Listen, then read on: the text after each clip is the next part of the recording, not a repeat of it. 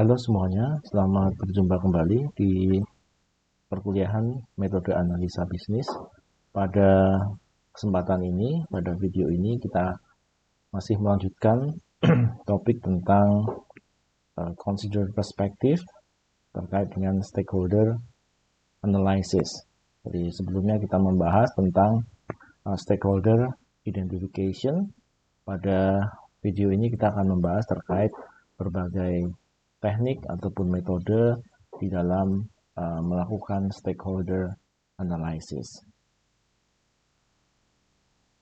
Oke, sebagai pengantar, ya, stakeholder analysis merupakan tahapan kedua setelah kita melakukan identifikasi stakeholder. Ya. Jadi dalam stakeholder analysis ini kita menguji, ya, examining all the stakeholder or group stakeholder and categorizing them according to factors such as their level of influence and area of concern. Ya, jadi kita melakukan pengujian terhadap stakeholder ataupun kelompok stakeholder yang terlibat atau terkait di dalam proyek dengan melakukan pengelompokan, ya, categorizing, ya, dari stakeholder tersebut terkait dengan level of influence and area of concern.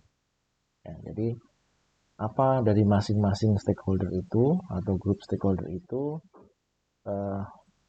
pengaruh, ya, ataupun juga pengaruhnya terhadap project, ya, seberapa besar pengaruhnya, ya, seberapa kuat bargaining positionnya di dalam satu project yang dijalankan terkait dengan stakeholder tersebut. Kemudian juga area of concern, ya, jadi masing-masing stakeholder itu memiliki concern dalam hal apa terkait dengan project tersebut, ya, dalam proses bisnis tersebut apa yang menjadi concern, apa yang menjadi peran, ya, ataupun kapabilitas dari masing-masing stakeholder tersebut, ya, sehingga kita bisa memetakan, ya, dari berbagai stakeholder yang ada bagaimana area of concern-nya, ya, terkait kapabilitas dan juga peran yang bisa diambil oleh masing-masing stakeholder tersebut dan juga pengaruh, ya, tingkat pengaruhnya di dalam proyek tersebut, ya, kuat ataupun lemah, ya. Jadi bagaimana masing-masing stakeholder ini mempengaruhi atau bisa mempengaruhi di dalam proyek-proyek yang dijalankan tersebut. Kemudian yang selanjutnya adalah provides a means of deciding the stakeholder management strategy to be adopted.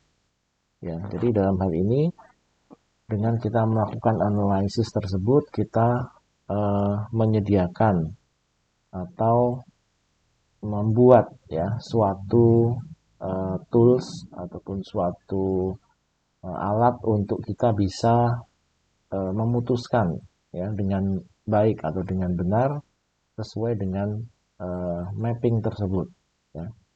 Jadi stakeholder management strategi tentunya dia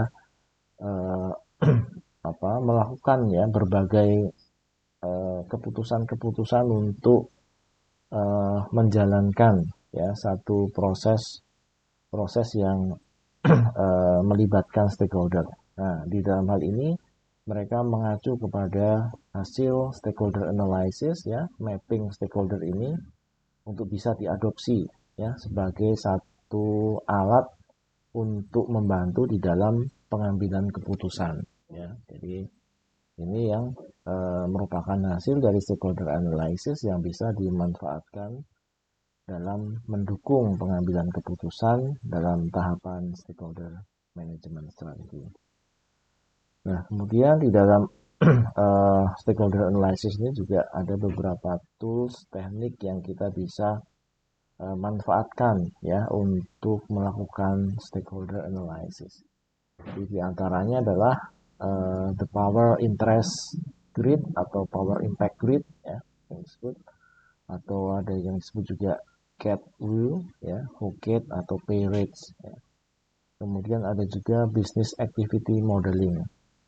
Ada juga RACI atau RASCI matrix. Ya.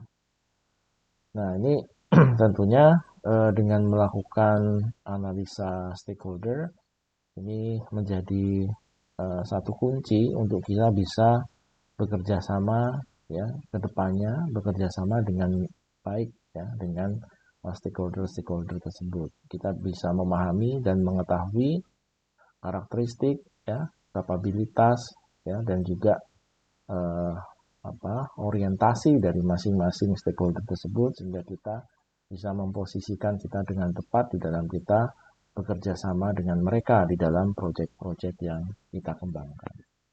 Oke, itu terkait dengan stakeholder analysis, dan selanjutnya kita akan membahas terkait dengan uh, stakeholder analysis teknik. Ya, tadi sudah disebutkan ada 4 yang akan kita bahas dalam video ini, ya, terkait the power interest grid atau power impact grid. Kemudian yang kedua ada Catgill atau Fouquet atau Peretz. Yang ketiga ada business activity modeling, dan yang keempat adalah RACI atau RASCI matrix. Ya. Oke, kita akan melihat terkait dengan power interest grid, ya, di video selanjutnya. Terima kasih.